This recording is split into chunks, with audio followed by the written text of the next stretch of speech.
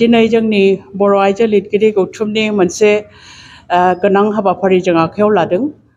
जोङो गासै गां 15 गावारि बिजाब दिहुनदों। बिजाबफ्रा गावारि, नाथाय बे बिजाब बेखेवनाय हाबाफारिखौ बर' आइजो लिरगिरि गौथुमानो बानजायदों। जों नुनो मोन्दों दि जोंनि गौथुमखौ दानायनि उनाव जोंनि बर' आइजो लिरगिरिफ्रा बेबादिनो लिरनाय फरायनायाव गोसो होदों, बिजाब दिहुनदों आरो बेफोरबादि थुनलाइयारि हाबाफारियाव नांथाबनानै थादों। जोङो जोंनि गौथुमखौ 2018 मायथाइयाव दादोंमोन। जोंनि गौथुम दानाया एसे उनानो जादों, थेवब्लाबो जों नुनो मोन्दों गौथुम दानायनि उनाव गोबां आइजो लिरगिरिफ्रानो माने गोसो गुदुं जानानै लिरनो आखायाव लादों आरो जोंनि दानथामारि लाइसि जे गाम्बारिखौबो जों दिहुनगासिनो दङ आरो बे गाम्बारिखौ जोङो लान्थ्रियै थाथ'आबालानो जों दिहुनगासिनो दङ आरो दासिम 27 बिसानाबो ओंखारलांबाय आरो बे गाम्बारि लाइसिखौ जोङो जोंनि क'क्राझारावल' बेखेवा, बेखौ जोङो गुबुन गुबुन जायगायाव बेखेवो। दासिम जोङो गोबां जायगायावनो बेखेवहैबाय। बावैसो जोङो रङिया कलेजावबो बेखेवहैदों। बेनि सिगाङाव जों बेंटल कलेजाव बेखेवदोंमोन। थिग बिदिनो जोङो बरपेटा रड, बिजनी, गसाइगाव जेरावबो जों बेखेवबाय, दुधनৈ आरो जों बेबायदिनो गुबुन गुबुन जायगायाव आरो जोङो दतमायाव बेखेवहैगोन, पर्बतझरायाव जों बेखेवहैगोन। बेफोरबायदि खामानिखौ जों मावगासिनो दङ आरो जोंनि गाम्बारि लाइसिया आइजो लिरगिरिफोरनो मोनसे जौसां होनो हादों। बयबो मोजां मोजां लिरगासिनो दङ। खन्थाइ, सुंद' सल'ल' नङा, गोबां आइजो लिरगिरिफ्रानो रायथाइ सावरायथायावबो आखाइ होदों आरो बेबायदिनो खौरां गासेट थुनफावथिनायावबो आखाइ होगासिनो दङ, गथ' थुनलाइयावबो आखाइ होगासिनो दङ।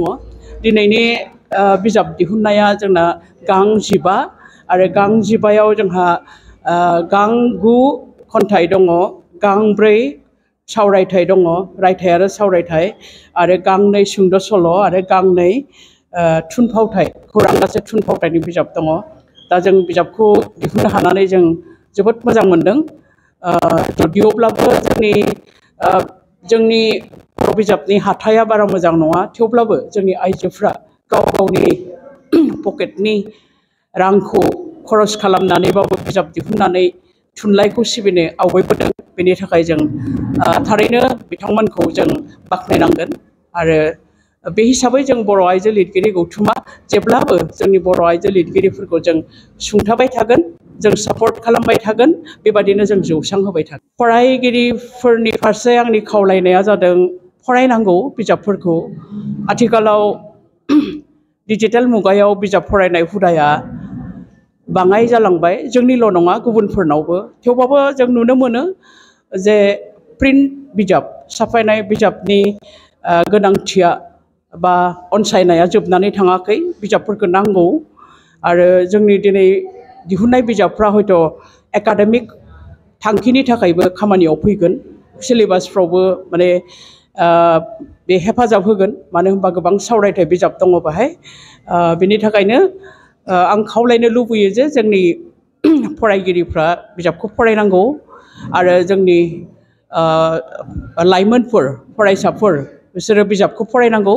जेब्लाबो माने गिबि फुंखानिफ्रायनो, फार्स्ट प्राइमारि सर्सनिफ्रायनो रोंनो नाजानांगौ।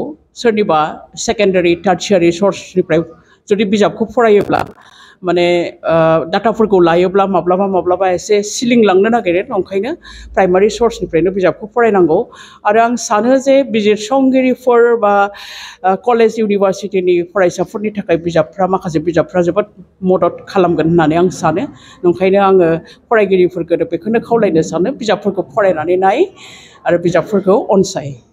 मार्केटआव जोङो बर' आइजो लिरगिरि गौथुमनिखौ जों दाबो बेबायदि मार्केटआव हराखै। जोंनिनो लाथ' मावख' बागानसालियाव दङ। बे लाथ' मावख'आवनो जों दोनदों, मानो होनबा जोंहा दाबो हा जों बिदोंमोन, हाखौ मोनथ'वाखै आरो जोंहा बेबादि पार्मानेन्ट अफिसबो लुनो हायाखै, लाइब्रेरिबो लुनो हायाखै।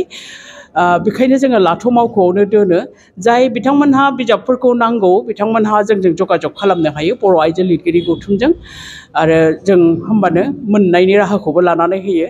आरो बेबादिनो क'क्राझार लिटारेरि फेस्टिभेलावबो जोङो बिजाब मेला जे फिसायैब्लाबो लाखिनाय जायो, बाहायबो जों जोंनि स्टल दोनो आरो बेवहायनो बिजाबफोरखौ मोनगोन सिगांनि बिजाबफोरखौबो मोनगोन आरो दानि बिजाबफोरखौबो मोनगोन बिजाबा गोबांसै जोंहा जों गौथुमनिफ्राय दिहुननाय बिजाबाबो गोबांसै जोङो एन्थोलजिबो गां 6 दिहुनखांबाय सिगाङाव बर' आइजोफोरनि एक्सक्लुसिभ खालि आइजोफोरनिल' खन्थाइनि बिजाब रायथाइनि बिजाब सावरायथाइनि बिजाब आरो सुंद' सल' बिजाब बेबादि जों दिहुनबाय आरो बेबादिनो गावारि बिजाबफोरबो जों दिहुनबाय आरो जों बेबादिनो आइजोफोरनि गोजाम आइजोफोरनि बिजाब जाय बिजाबा जोंनि आखायाव गोग्लैयाखै बा रायजोनि आखायाव गोग्लैयाखै बेफोर बिजाबफोरखौबो जों बुथुमनायनि राहा आखायाव लादों मानो होनबा जों नुनो मोनदों जे जोंहा आइजो लिरगिरिफ्रा सिगांनिफ्रायनो दङ नाथाय आइजो लिरगिरिफोरनि सोमोन्दै जोंनि रायजोफ्रा मोनथियाखै बा